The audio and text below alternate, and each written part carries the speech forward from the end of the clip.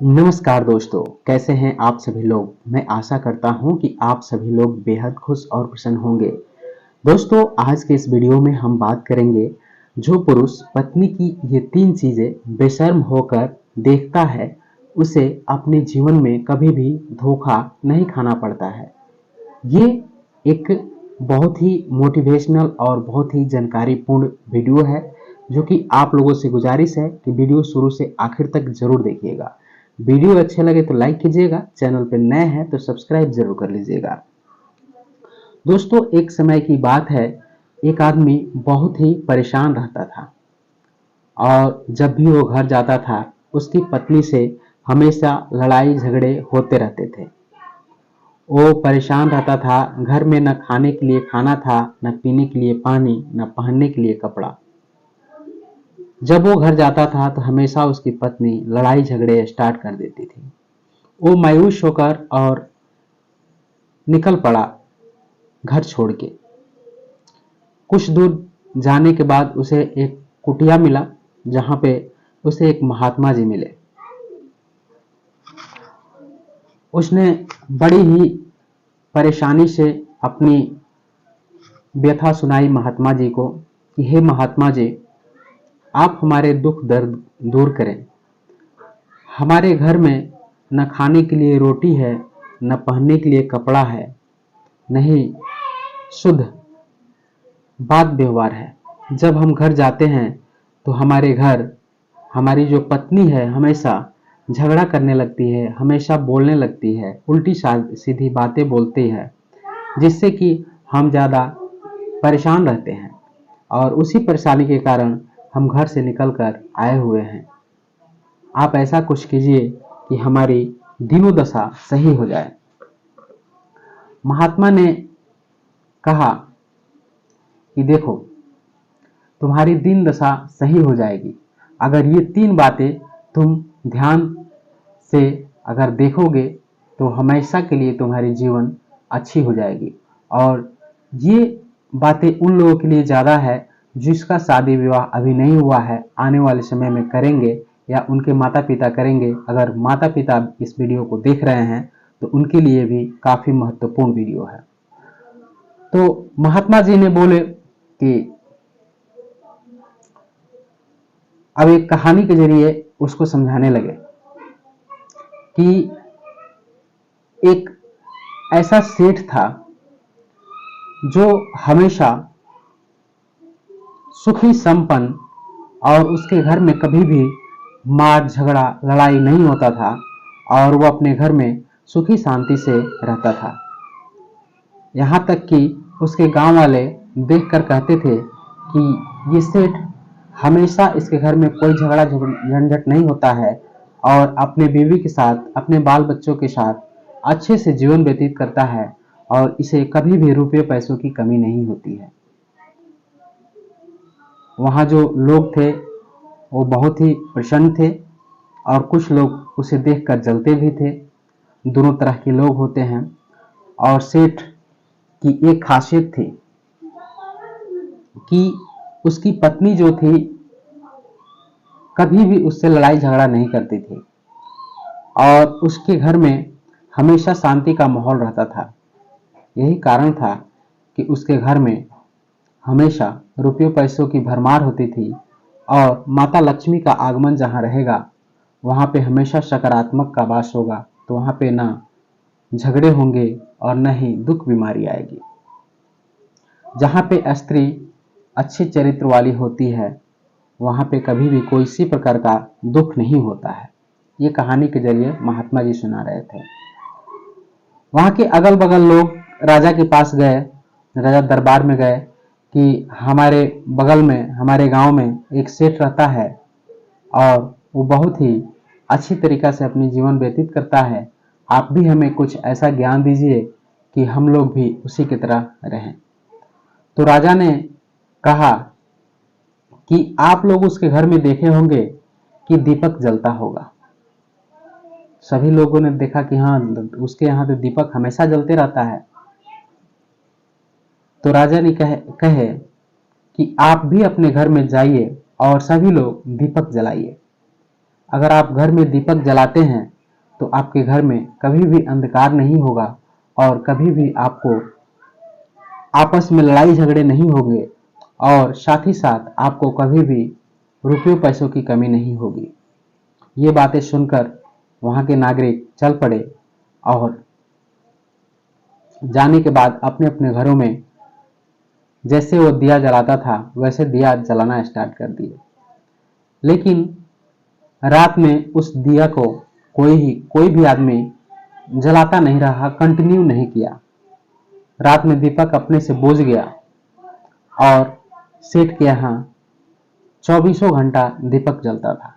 उसकी औरत जो थी, जब दिया बुझने जाता था, दीपक बुझने जाता था तो उसमें तेल डाल देती थी। वो उसका निरीक्षण करती रहती थी। तो ये कुछ दिन बीत गए। वहां के लोगों ने देखा कि हमारे यहाँ तो कोई उतना ज्यादा फर्क नहीं पड़ा जितना अभी सेठ के यहाँ है, हम लोगों को बहुत ही कम पड़ा। फिर राजा के पास कुछ लोग गए अपनी अर्जी लेकर।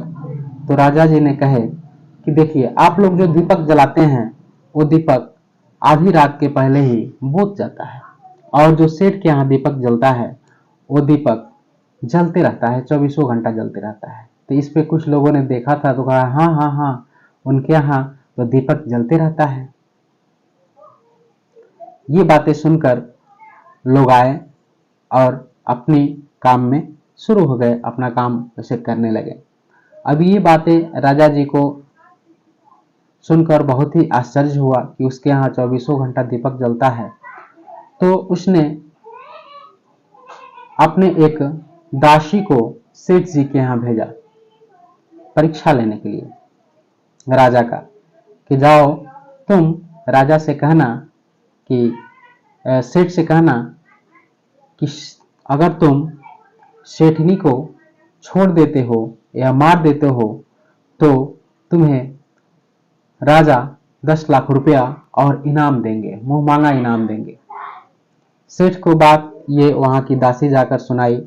जैसे ही दासी गई सेठ के यहाँ तो सेठ ने कहा कहिए, आदर पूर्वक बैठाया, कहाँ आना हुआ, लाई आप आई बैठी, हम पानी पीने को लेके आते हैं। तो इस पर दासी ने कहा नहीं, हम तो राजा की एक भेजी हुई अनमोल हूं, मैं आपसे कुछ उनकी बातें रखने आई हूं। तो उसने कहा कि कहिए, आप क्या बातें कह रही हैं। तो उसने कहा कि जैसे जैसे राजा जी ने कहा था कि तुम इतने पैसे ले लो और अपनी पत्नी को छोड़ दो, तो उस पे सेठ ने इनकार कर दिया और कहा कि नहीं, ऐसा नहीं हो सकता है, हम कुछ चंद रुपयों और कुछ चंद लालच के चलते हम अपनी पत्नी को नहीं छोड़ सकते हैं। यह वापस चला गया और वापस जाने के बाद राजा से सारी बातें बताई। तो इस प्रकार अब रानी ने एक लड़का भेजा जो कि सेठाइन के पास भेजा। उस समय रानी ने बात समझा बुझाकर भेजी कि अगर तुम सेठाइन को कहो कि तुम राजा को छोड़ दोगे तो तुम्हें राजा और रानी मिलकर आधा राजपाट दे देंगे। तो लड़का गया और सेठाइन से मुलाकात की। उस समय सेठ जी बाहर कहीं गए हुए थे और कहीं वो लड़का कहा सेठाइन से कि हे मालकिन, रानी ने हमें आपके पास भेजा है और कहा है कि अगर तुम राजा को मार दोगी या उन्हें छोड़ दोगी तो मैं तुम्हें राज्य का आधा राजपाट दे दूंगी और तुम्हें बहुत सारा पैसा दूंगी। इस बात को सुनकर सेठाइन ने कहा कि ठीक है, ऐसा मैं कर दूंगी। ये बातें सुनकर लड़का ने गया और रानी के पास बातें बताई। रानी ने कहा कि ये तो अचंभा हो गया। राजा ने सुनकर भी बहुत ही अचंभा हो गया। रात होने से पहले वहां पे अपने सैनिक को भेजे राजा और बोले कि जाओ तुम वहां और उसको मारने से पहले उस सेठाइन को उठाकर यहाँ पर लाओ। तो जैसे ही सैनिक वहां पहुंचे तो देखे कि सेठ पहले ही मर चुका था। तो पूछा कि तुम्हें तो रात में मारना था, तुम अभी मार दी। तो बोली कि हमें तो कोई काम करना ही था, कभी भी करना ही था, इसको चाय में जहर दे दिया, ये मर गया। उसके बाद से अब उस सेठाइन को वहां के सैनिक पकड़ के ले गए और उसे कठोर दंड दिया गया। और इस प्रकार ये अब जो यहाँ पे एक आदमी जो बैठा हुआ था वो अपने पत्नी से परेशान था। तो ये जब कहानी खत्म हुआ तो वहां पे अब जो महात्मा जी थे बोले कि इससे तुम्हें कुछ समझ में आया, कुछ सीख मिली कि नहीं मिली। तो जो आदमी था वो बोला हमें तो अभी कोई सीख नहीं मिली। तो बोला कि देखो, शादी करने से पहले या किसी भी औरत को तुम्हें 3 चीजें देखनी चाहिए। जो कि पहली जो चीज होती है, पत्नी की स्वभाव कैसा है। दूसरी, पत्नी चरित्रहीन तो नहीं है। तीसरी और आखिरी, पत्नी का सोच क्या है, लक्षण क्या है, उनके आचरण व्यवहार क्या है। अगर इन तीनों चीजों को देखने के बाद आप किसी लड़की औरत से प्यार करते हैं, शादी करते हैं, तो आप जिंदगी में कभी भी धोखा नहीं खाएंगे। तो दोस्तों, मैं आशा करता हूं कि ये कहानी वीडियो आपको अच्छी लगी हो। आप हमें कमेंट करके जरूर बताइएगा। धन्यवाद।